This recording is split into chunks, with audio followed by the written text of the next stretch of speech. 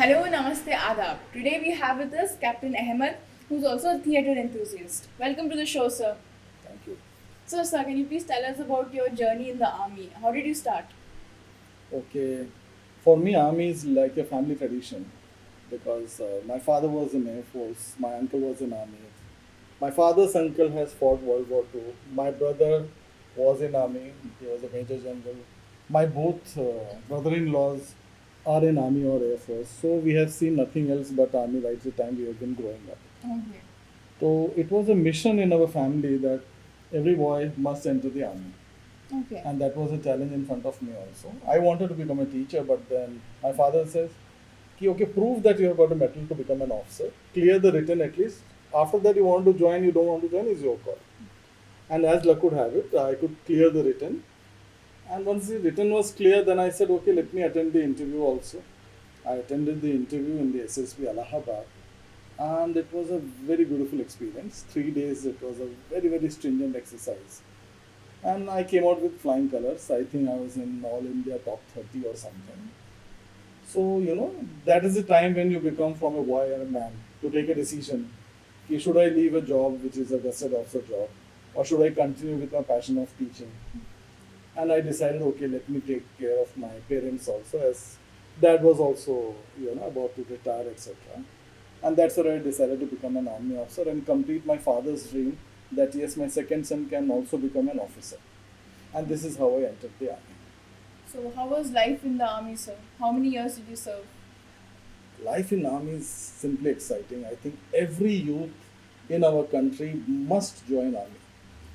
Uh, the moment I got in the training itself at OTA Chennai, I knew I have not taken a very simple decision because the life has literally turned upside down. Totally an indoor boy, totally into books, and suddenly I was an outdoor person. I had to do exercises, I have to run around, I have to do cross country, 40 kilometers walk in one night, etc., etc. It was a very tough life. But then, as they say, that adventure today we pay, and then we try to go to all these excursion camps and all. So life was good. It made me tough. It made me determined. I was already quite punctual, but then my training in academy made me much more punctual. And then when I became an officer, I was posted on to Siachen Glacier. How many of us get an opportunity to go to a glacier? I have stayed there on top of it. It's amazing. Yeah. So in total, I think I joined as a short service commission officer. So I left after completing my short service tenure of 5 years. Okay. Yeah. So, what made you leave the army? I told you why I joined the army. Now the reason of leaving was I was very passionate about writing. Okay. And I wanted to become an independent writer. Whereas in the army, those times the rules say that I cannot write independently.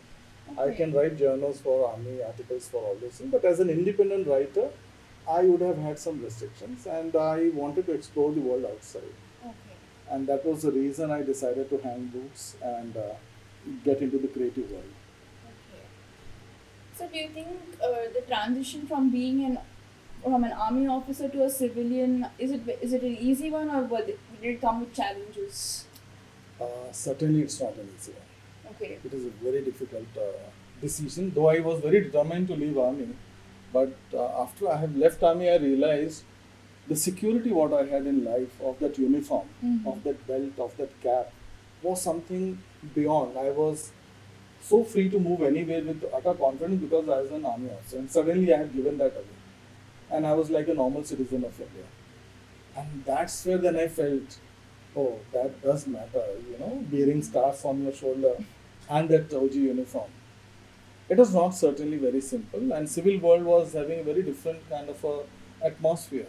Whereas in army we are nurtured, each and every officer there is there to support you and take you up. They make you learn new things. They make you professionally very very sound so that you grow up to become a very fine officer.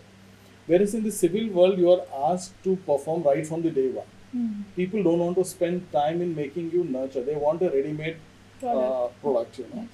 So that was a difficult part initially to get into the civil life and deal with civilians with a different mentality. It was tough, but then it was good. That was also a learning curve of my life. So, What got you into branding, sir?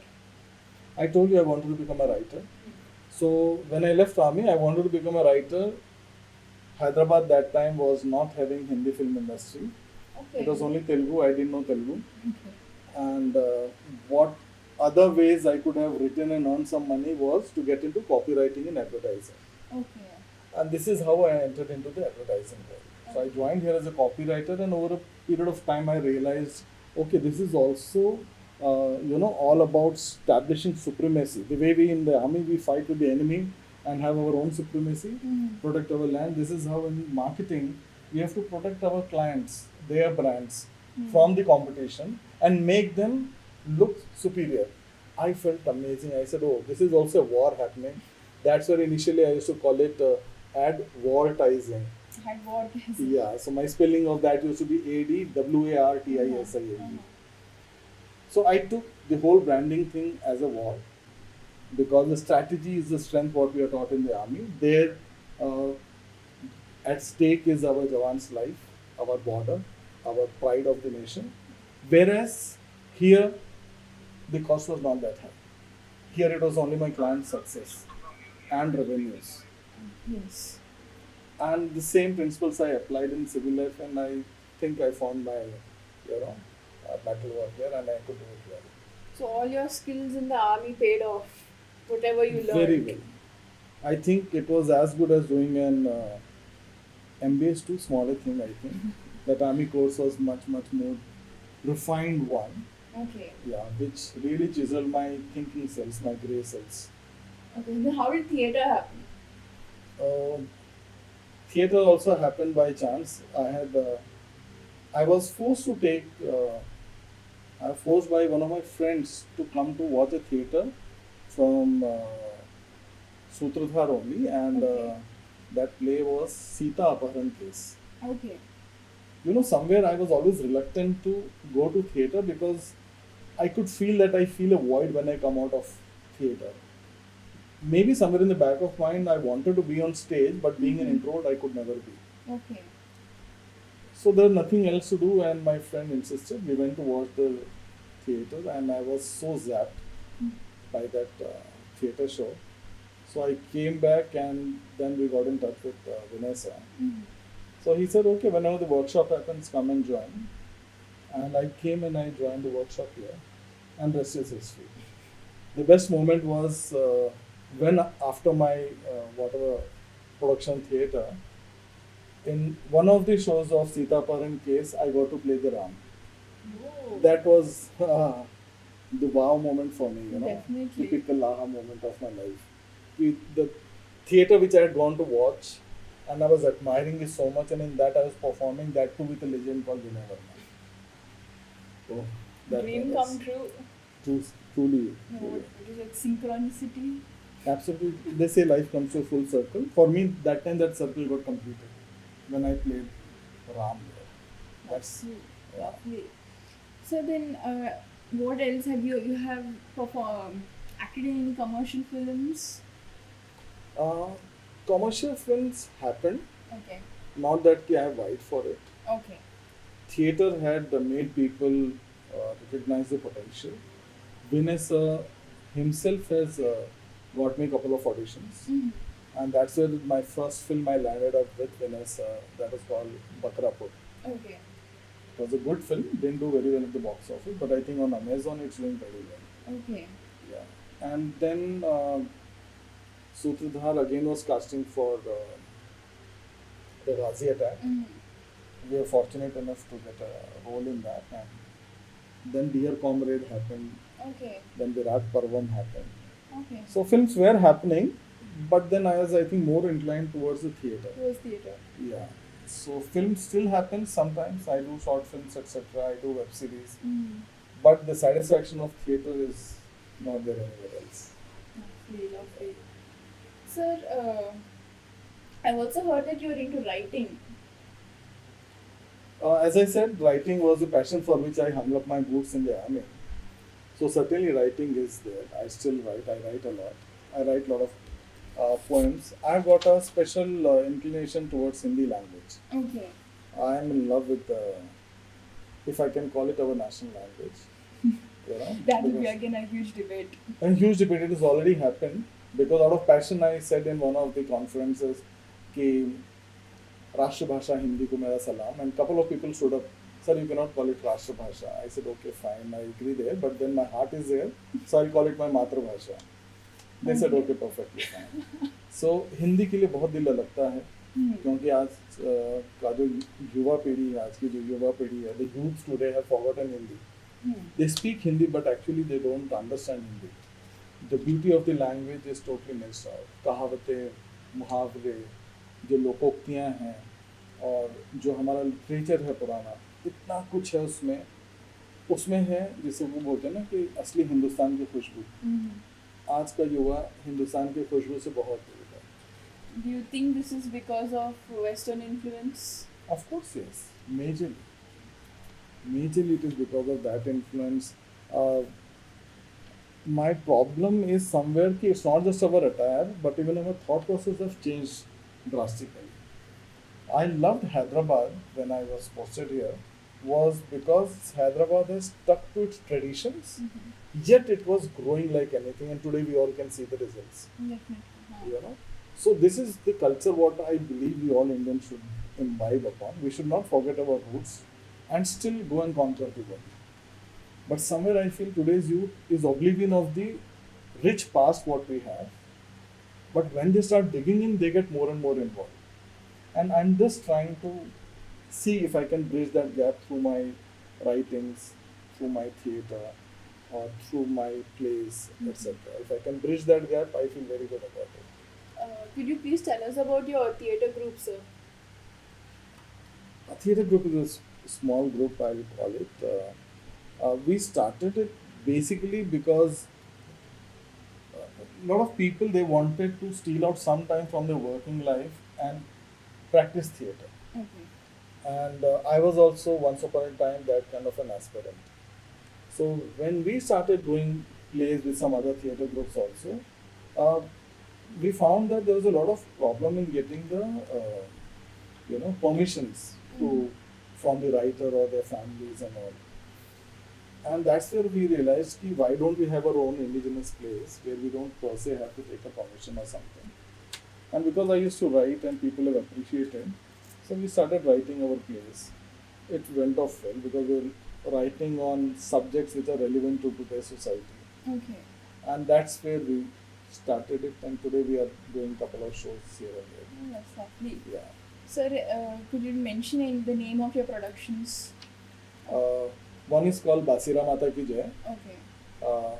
When you hear the name, you think it might be a mytho, but it's not. It's all about don't waste food, Okay. and it's a woman-centric play. Okay. And it's हल्का फुल्का comedy बोलते हैं जिसको हवा महल पुराने ज़माने में एक रेडियो पे आता था, Okay. उसकी तर्ज पे ये प्ले है. Okay. एक बहुत बड़ा सोशल मैसेज जाता है ऑडियंस को कि घर पे बासी खाना ना हो. Cook only that much what you can consume. So that is the whole message, but present it in a very different, what you can call it, some lighter moments in life. So that people don't know that we are trying to pass on a message, but by the end of the play, they all realize ये तो हमारे घर की कहानियाँ बनाते हैं stage पे. So that's one play. Second play, what I'm writing, what I have written is on Alzheimer Okay. and old age abuse. Okay. Many times we see a lot of old people standing and begging on the roads. We don't know their story. You will be surprised to know a couple of them might be from very good families and they don't know that they are actually begging. They are just standing there. Alright. I have seen practically somewhere a woman beating an old man on the road. And I was aghast. They were looking like beggars. But that thing made me realize what could be the reason this particular thing is happening, and that initiated this thought process, why can't I write a play on this? And that play's name is Shoshan. Social. Yeah. Third play what I have written is I've tried to take as talking, making youth introduced to the past. So we have gone in the eras of 60. Do you use WhatsApp? Yes, I do. Who doesn't? Absolutely. And how excited or anxiety comes to you when you don't see that some person has seen and not replied to you. Do you get anxious about it. And 2 blue tick आ गए, still जवाब नहीं आया अभी तक. So I disabled my blue ticks. Smart girl. But in general, this anxiety is there. Yes. Today we send a message and we expect immediately a reply. Yes. Whereas once upon a time, we never used to hear from our near and dear ones for 15 days or 20 days maybe. But all is well. That was the kind of philosophy at that time. अगर Telegram आया है मतलब कुछ खास है, या तो किसी की डेथ हो गई है या फिर कोई शादी है. These are the only 2 reasons for telegrams. Good news or death. Many places तो the moment लोग सुनते थे कि टेलीग्राम आया, the ladies of the house used to get into the what you can call it विलाप, कि हाँ है दैया चले गए कौन, पता पड़ता है कि नहीं भैया उनके यहाँ बेटा हुआ है. So ये था. और उस जमाने में अंतर्देशीय पत्र होते थे या पोस्ट कार्ड्स होते थे. ये चीज़ें हमारा कम्युनिकेशन का जरिया था, जो कभी 10 दिन में मिलता था तो कभी 15 दिन में. आजकल पोस्ट बहुत फास्ट हो गई, बट उस जमाने में बहुत कम था. तो उस परिप्रेक्ष्य को लेकर के 60s के एरा में मैंने वो कहानी लिखी. इट इज़ कॉल्ड 10 पैसे का पोस्ट कार्ड. 10 पैसे का पोस्ट कार्ड. या तो इट इज़ त्रिअंकी है. तो पहले अंक में एक बूढ़ी औरत का दिखाया है कि वो गांव में अकेली रह रही है, और उसकी मनोदशा दिखाई है कि उसको बहुत दिनों से अपने बेटे का खत नहीं आया. अच्छा. लेकिन उसको जब मनी ऑर्डर आता है तो वो खुश नहीं होती. कहती क्या फायदा ये 75 रुपए का 10 पैसे का एक तो पोस्ट कार्ड नहीं लिखत रहे. सो शी फील्स पेन कि मेरे बेटे ने मुझे चिट्ठी नहीं लिखी, पैसा का क्या. And the other way we have shown a young married woman who separated from her husband due to some unforeseen reason. She is connected with him through postcards. Okay. She is writing romantic postcards to him.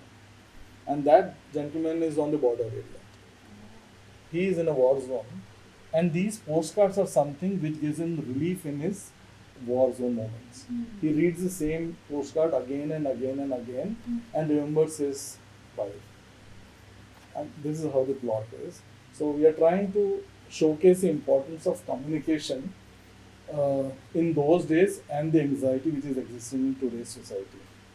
कि बस थोड़ा सा ठहर जाओ, life में इतना तेज भागने की ज़रूरत नहीं है. तो ये है 10 पैसे का post card.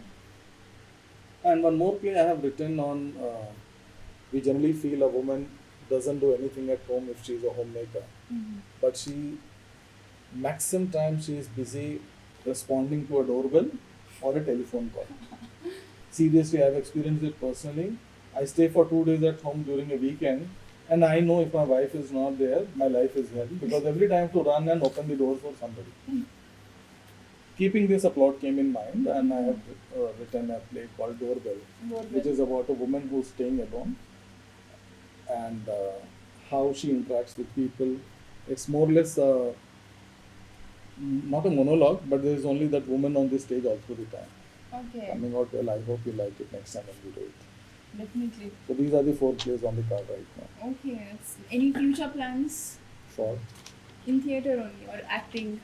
of course, yes. Like I said, these things are running on. They are running. So they will keep on happening time and again. We keep on. We go to. We take our play to other cities also. Background in the army, does it anyway affect your performance, your art, your craft? I think I told you in initial question only that my father was also in Air Force. So many times people ask me, Captain, where are you from? You know, and I say I'm from all over India. The reason is that we had never stayed in a place more than 2 or 3 years because of the postings what my dad used to get. Yes. So that growing phase of my life had a major influence on my thought process. Okay. When my dad, I was born in Bidar. Dad was posted in Bidar. Okay. From Bidar, we went to Jodhpur, Rajasthan. We stayed there for a couple of years. Then we went to Jamnagar. And from Jamnagar, we came to Pune. From Pune, then we went to Bhuj. Now, these all cities were alien in those days. We had to search on Atlas. That time, printed Atlas used to come. Have you seen that? I have in school. Oh, lucky you. Otherwise, people today immediately take out GPS and Bhuj and everything comes up. But once upon a time, we used to wonder, Bhuj, ये कोई जगह का नाम होता है? And when we had gone, it was pure desert. Okay. When we were staying in Lucknow, Even Lucknow, we were 20 kilometers away from the city because the Air Force stations are always away from cities because of the aerodromes and the flying planes, etc. So, where we were staying in Bakshiga Talab, that was the station name in Lucknow, it was 20 kilometers away and it was all surrounded by villages. Okay.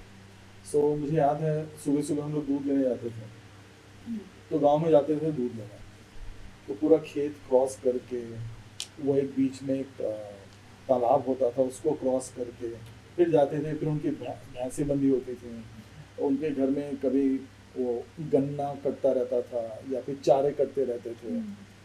तो वो जो पूरा दृश्य मुझे याद आता है, मेरे को प्रेमचंद की कहानियों में ले आता था, और मैंने प्रेमचंद को बचपन में बहुत पढ़ा है। So Premchand is somebody whom I can say is my inspiration in writing।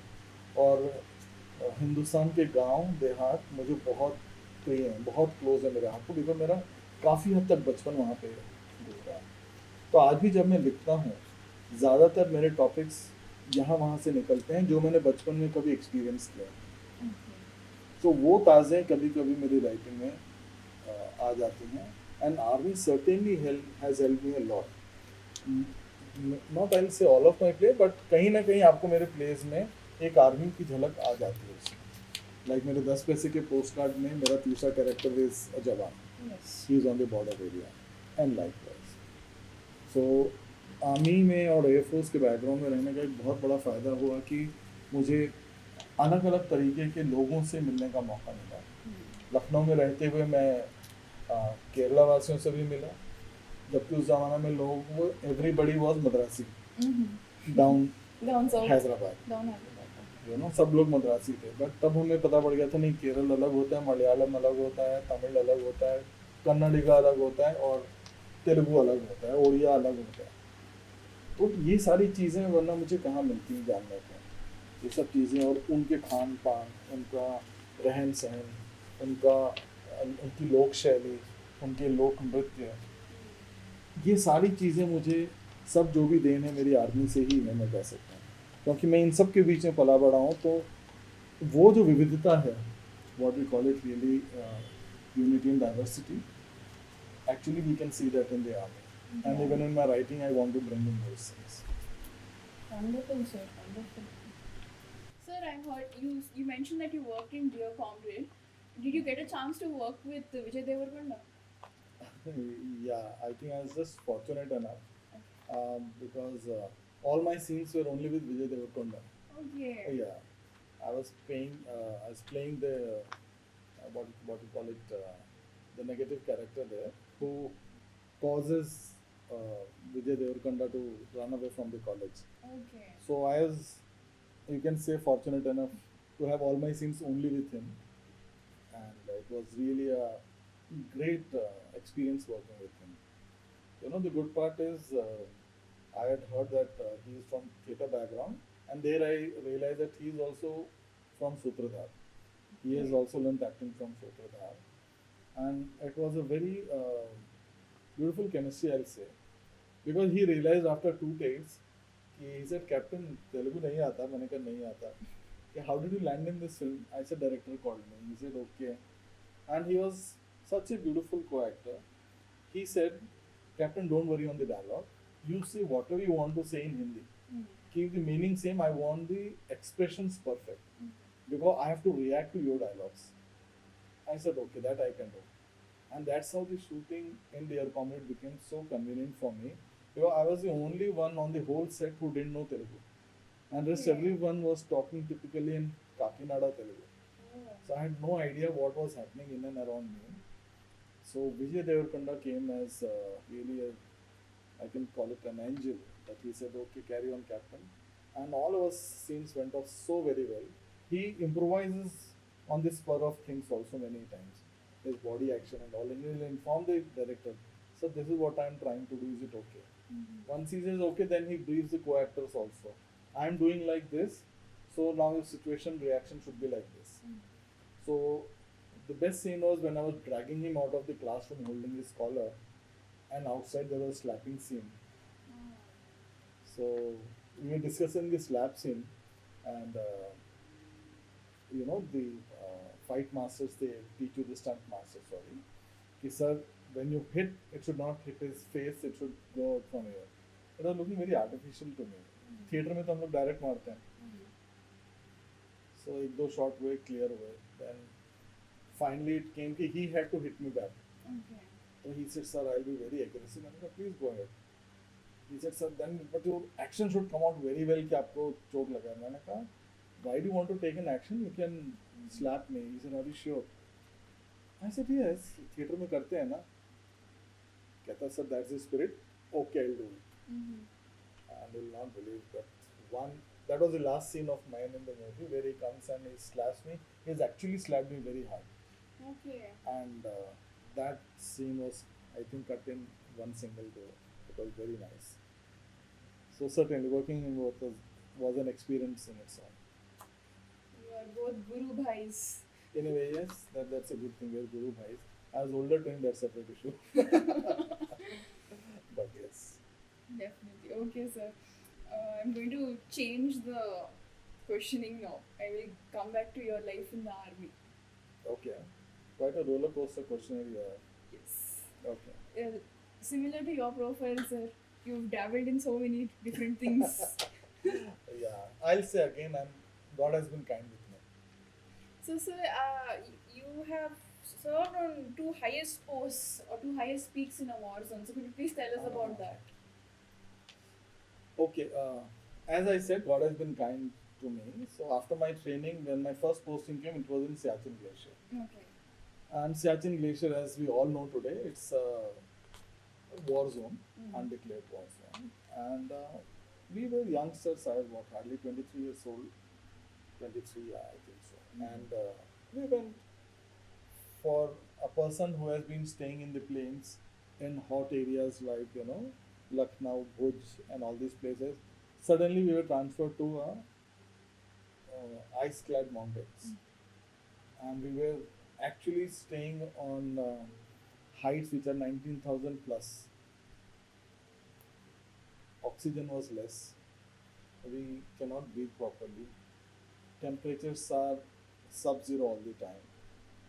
But we got acclimatized there. Army trains you for that. And when we finally were going on the Siachen for our, on the glacier that is, then the real challenge started. So we are told your first enemy is the weather, second enemy is the real enemy, that is Pakistanis. And so we are told very clearly that you have to protect yourself against weather first. If a lot of people come back with amputated fingers, amputated toes because of the frost bites. Couple of people come back with snow blindness. They lose their eyesight. Some people are not fortunate enough to come back alive also because they don't take precautions and their lungs get filled up with water, their brains get filled up with water. So these are the kind of things which are very common there. And if we don't take precautions, we might end up in one of those situations. So when we went up, it was a 4 days walk to our base camp. And I was supposed to go to one particular post. I will not take the name of it. But that post was around 20,000 or 21,000 above the sea level. It was the second highest post. But while we were waiting to go on to that particular post, I got a message from my superior officer. I remember Major Praveen Chopra. He said, Ahmed, यार तेरे लिए bad news है. मैंने कहा क्या हो गया sir? घर पे सब ठीक है? कहता हाँ घर पे सब ठीक है. दूसरी bad news है. मैंने कहा वो क्या है? तो he said यार तेरे को ना बाना पे जाना पड़ेगा. And Bana is supposed to be the world's highest man-occupied post in a war zone. That is at around I think 24 plus thousand feet, I think so, above the sea level. And I think, what's the height of Mount Everest? It's around 19, no, 24. It's around 28,000 or something. So the day I had gone over to the Bana, it was an adventure because we had to do a mountain climbing of around 500 meter ice wall, which is around 85 degrees in the the what do you call that? The vertical. Three. That was a vertical wall of around 80 to 85 degrees. And we were doing all our mountaineering on that, and we climbed up on the top. Stayed there for a couple of weeks. And the bunker in which we were staying, it was just roughly 6 by 6. And I think we were 5 people staying in that. Okay. The height was just not even 3 feet. So either we were sitting like this or bending like this, or we were just sleeping all together. One person had to perforce become the sentry because 6 people cannot lie together. And outside the temperatures were minus 15, minus 20 degrees. And the moment you come, the only place to go was you are sleeping in the bunker or you come on the top of it and sit on top. But outside the temperatures are so closed and so chilled, sorry. And enemy is also looking for you. Every now and then fighting was happening. Okay. So that was one of the most adventurous days of my life, what I can recollect, being on that post.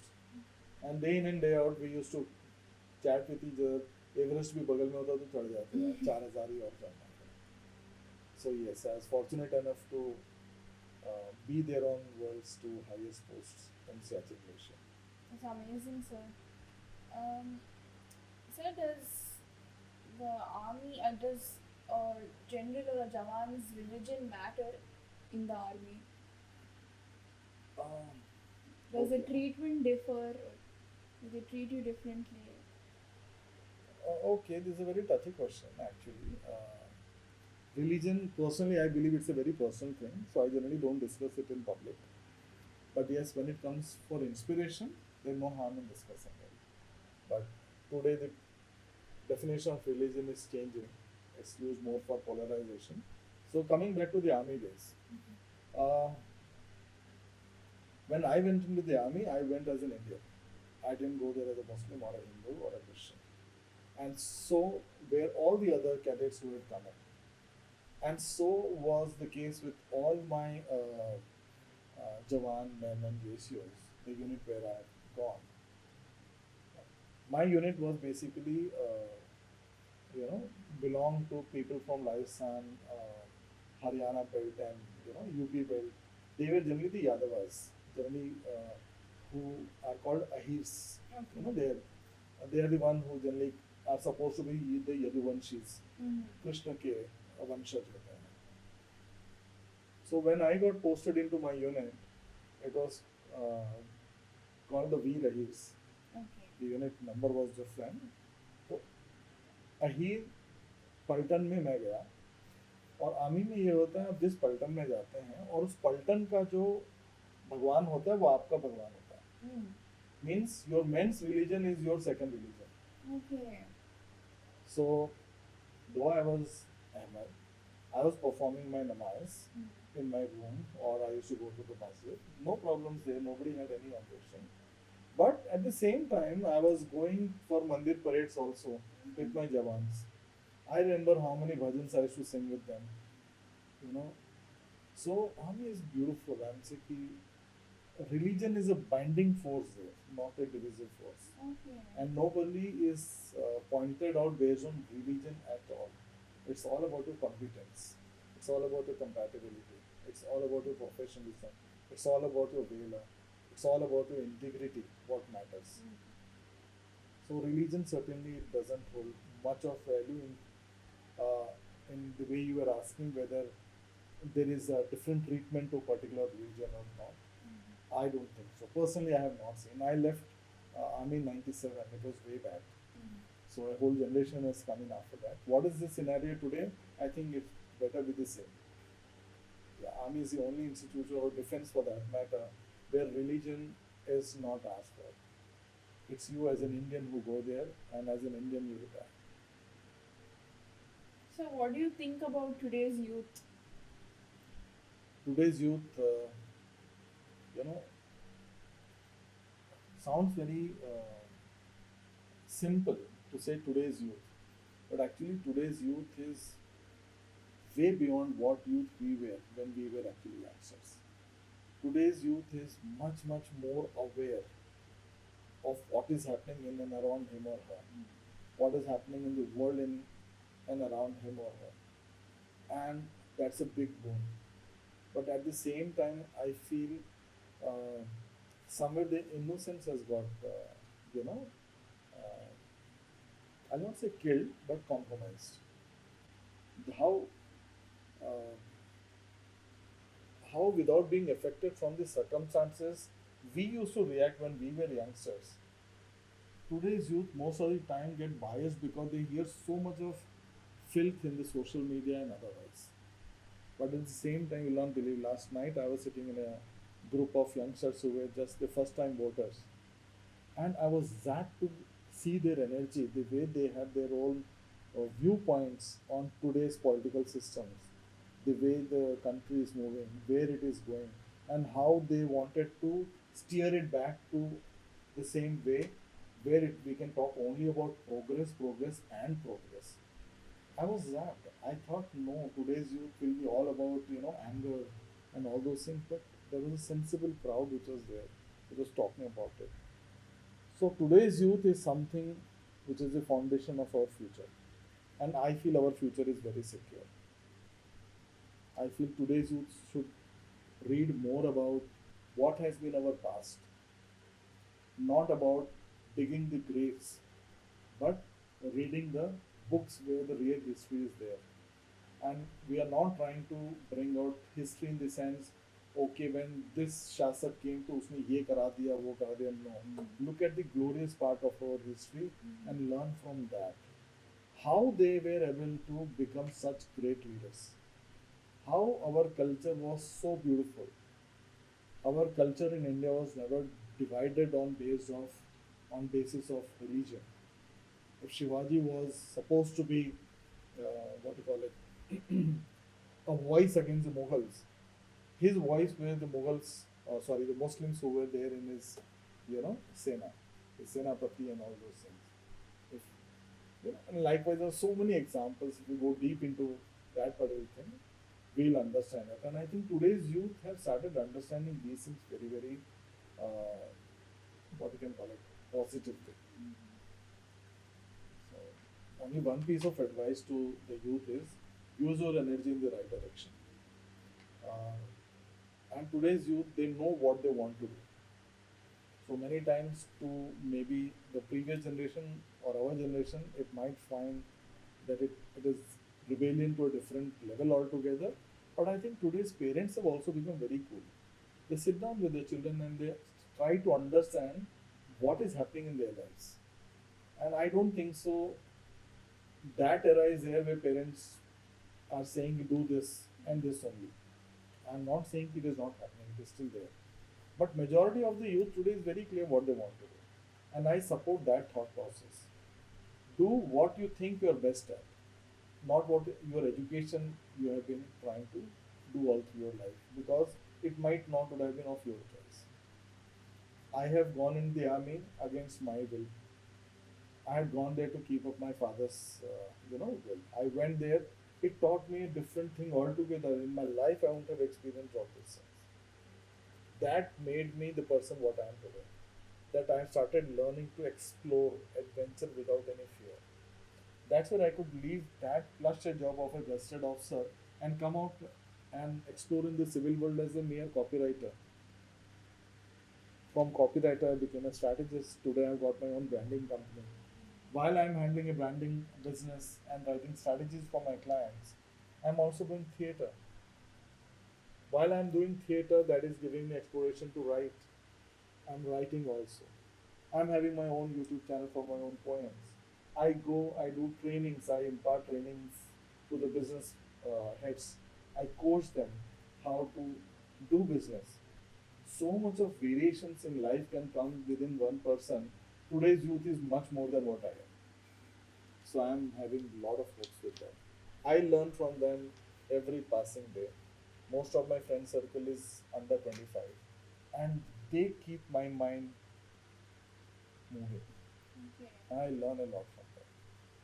I hope I can become as energetic as them, but then. Okay, so thank you so much for your time and for sharing your journey with us and such a wonderful message to the youth. So thank you, sir. Thank you so much for taking me here.